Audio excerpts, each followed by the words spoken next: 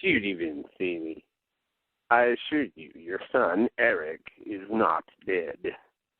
You see, I wield, as you know, enormous influence here in France and throughout other European nations. And that was a false flag news report. That's a false news story, a cover story. You see, the French authorities did not recover Eric's body. Yes, there was a lot of blood. Something happened, definitely. But I assure you, Eric escaped and made his way somewhere. Not absolutely certain at this point where, Judy, but of course, if I find anything out, we'll be the first to know. I assure you of that. I hope everything is going okay back there at Vincini Cosmetics, and I'll take care of things on this end. Lieutenant Skitters did arrive in Europe, but he seems to have left, best as I can tell. He's certainly no longer a guest in my castle, shall we say? Well, I think I have other business to attend to at the moment, Judy, but I will, of course, let you know as soon as I find anything out about Eric. Goodbye, well, Judy. Count Pedestrian, please take care of Doreen and please let me know as soon as you find anything else out about my son Eric. Talk to you again soon.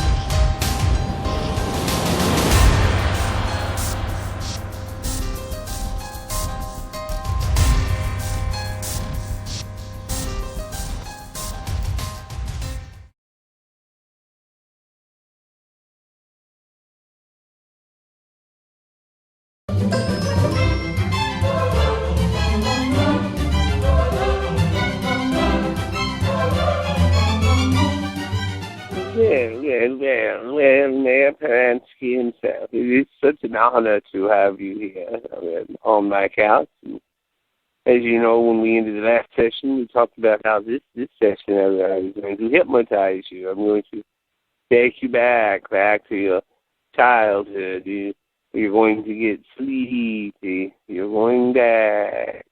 5, 4, 3, 2. The memories will come flooding back. I want you to just tell me what you see, Mayor Paransky. What's happening in your childhood? Tell me. Yes. It's all appearing to me. Yes. It's my mom. She's a Madame Paransky. She's a card reader because Daddy's drunk all the time and unemployed and never works. So she puts food on the table by reading the cards that people come by, and she reads the cards. And so, yeah, I'm sitting there at the kitchen table, and Mom is practicing with me. She's reading my future. Well, I can say you have a bright future ahead of you. Yes, you do. You do. First of all, you're going to meet and marry a woman just like your dear Mom. Yes, she's going to be just like your mommy. Yes, she is. Oh, yes, she is. And guess what? The public of Murgatroyd is going to be an even bigger fool than you are, my son. They're going to elect you mayor. Yes, they are. They're going to vote you mayor. You're going to grow up and become mayor. That's what the Joker here says. Yes, I just quote the Joker there. Can I please have another slice of Wonder Bread? Oh, son. It's your wonder years. I wonder how I'm ever going to get you raised. Yes, go right ahead. Go get you a slice of Wonder Bread, my child.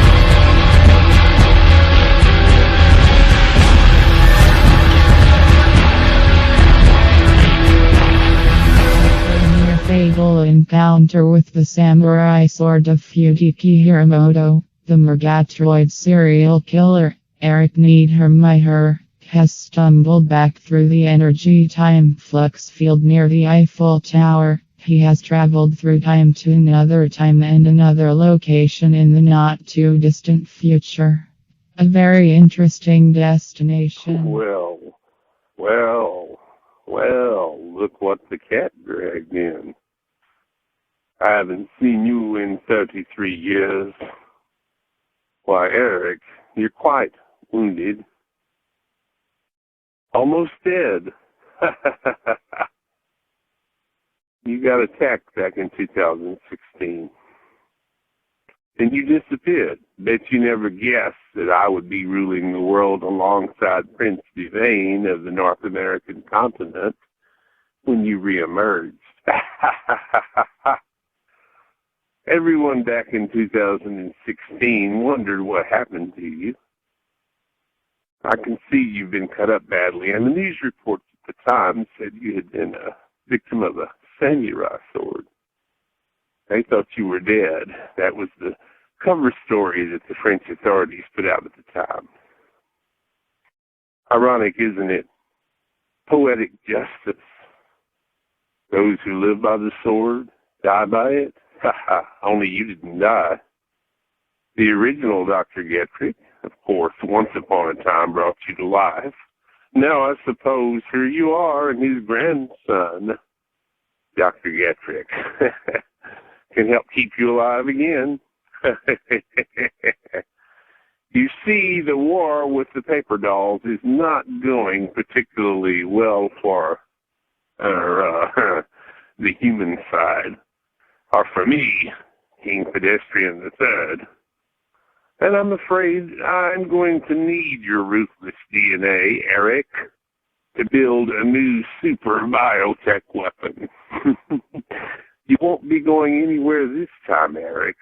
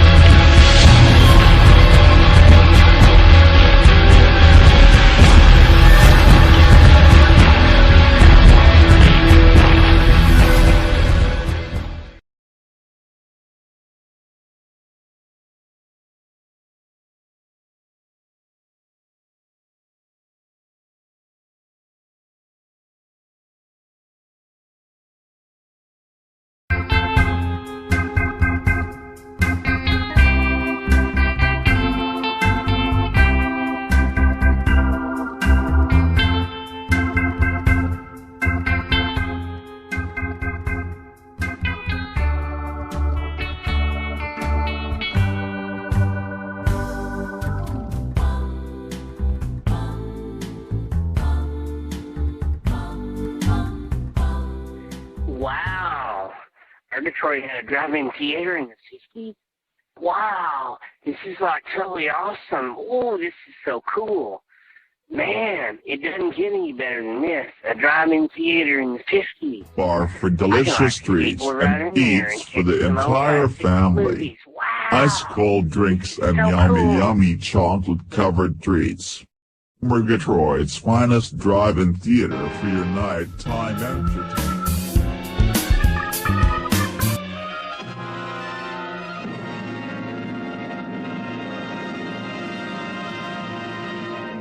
An evil reborn from the grave of Frankenstein, bringing a macabre nightmare to a teenage world of... You've lost the urge to experiment.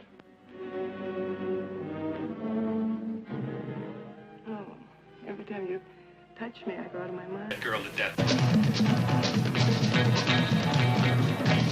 The Beach Girls and the Monster, starring John Hall, Sue Casey, and the glamorous Watusi dancing girls from Hollywood's famed Whiskey A Go-Go nightclub.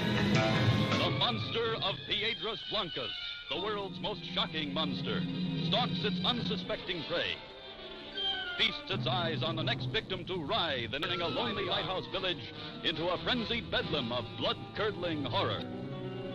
Never have you known such cringing terror, such drawn by love to the forbidden cove of the sea monster, then trapped in a torment of unendurable suspense.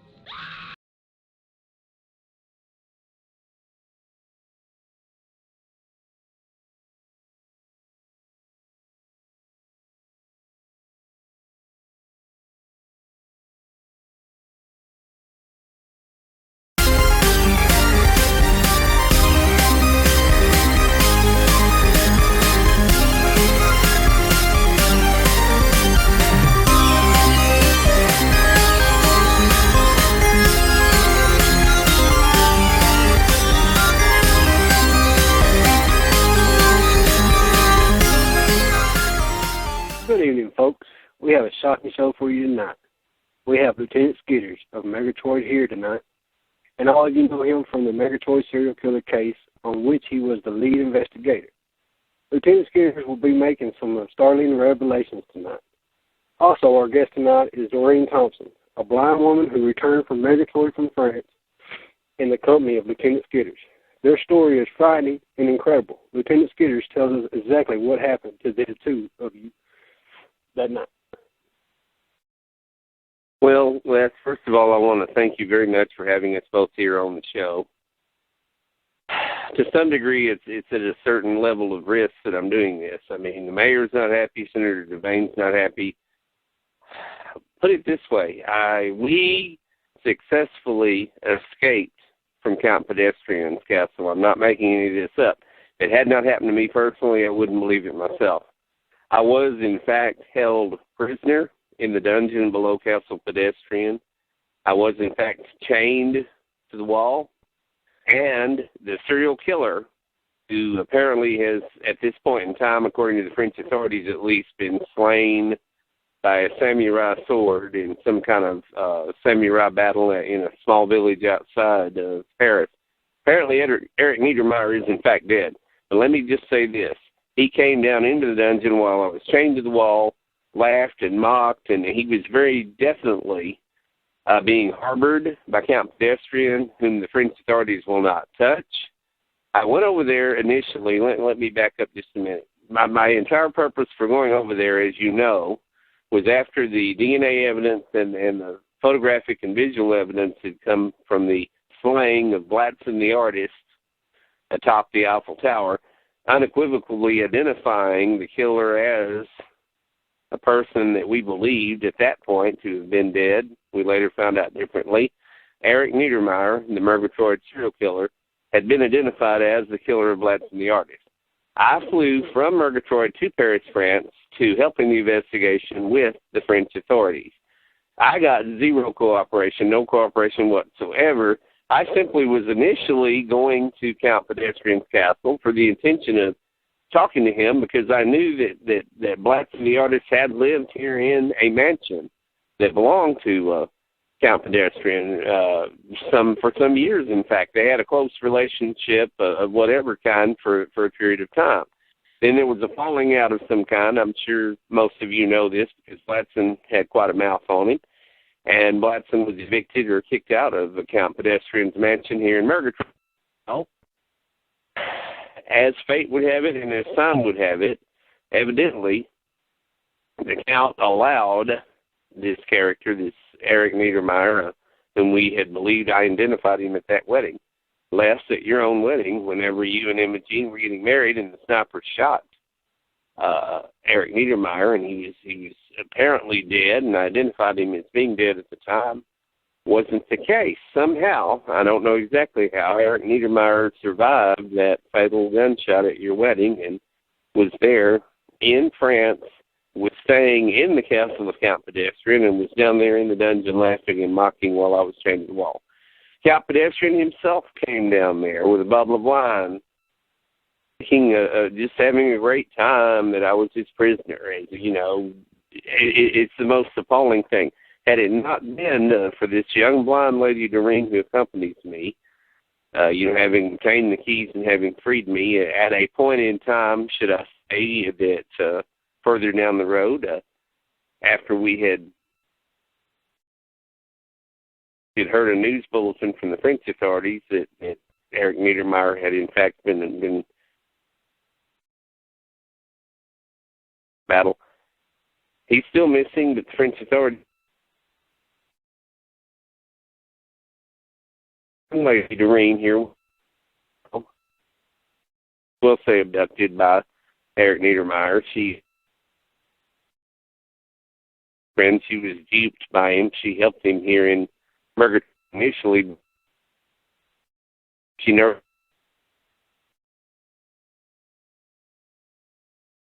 with the she was aware of this.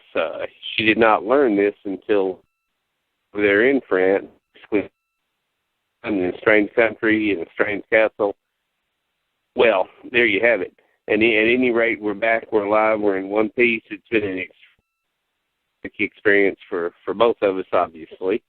And because of certain diplomatic immunity that Count Pedestrian enjoys, it is impossible for the United States legal system to touch him. It was impossible for me to touch him. But I'm getting on the air now, and I want to announce this to the world at large. And I will do whatever is necessary to bring this monster, and I believe Count Pedestrian is a monster, to justice, not only for imprisoning me within a dungeon and allowing that to take place, but for allowing this Murgatroyd serial killer who claimed 22 victims right here in Murgatroyd, killed Blatson the artist, and has killed 2 young women in a village outside of Paris, France. 25 known victims at the very least, and we don't know what else hasn't been traced to this killer. And the assumption right now by the French authorities, at least the official story, is that he's dead. But anyway, Les, I'm glad to be here, and I thank Doreen for freeing me, and I'm going to, at this point, turn the show over to Doreen and to you and to anyone in the audience who might want to ask a question about all of this. Thank you very much, Les.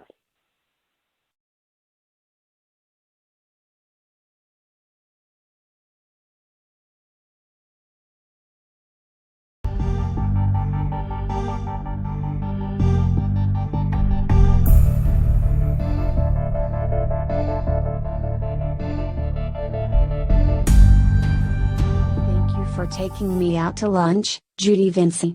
I am doing well, back in my old apartment. I am sure that you are aware that I did not inform Lieutenant Skitters about you having been at the castle of Count Pedestrian, nor did I tell him about you having kept Sharon Cielo as a prisoner in the dungeon prior to his arrival and his own captivity in the dungeon. I kept all of that to myself out of respect for you, Judy, and for your kindness. And I know how heartbroken you must be that your son turned into a ladies serial care killer. for another glass of wine. How about something for dessert today? The chef has some excellent pastries on the menu today. Bring this over here to this table, me and it's my wife and Suki. It's our anniversary. We've never been here before. We usually just go down there to Drifty's and give us a triple. Oh, looky there. I recognize you. You're Judy Vincini, aren't you? I've seen you on the TV a lot. And, hey, my name is Uncle Frank here, and it's Aunt Suki. Y'all might have heard me call in on them call-in talk radio show. Now, I see you on the news like you with that Vincini Cosmetic Corporation and all. Judy, it's nice to meet you and everything. I didn't mean to interrupt y'all's lunch and all. It's me and the wife are going to sit down over here and celebrate our anniversary and all. We've been married 55 years. Waiter, would you get us some wine? Thank you.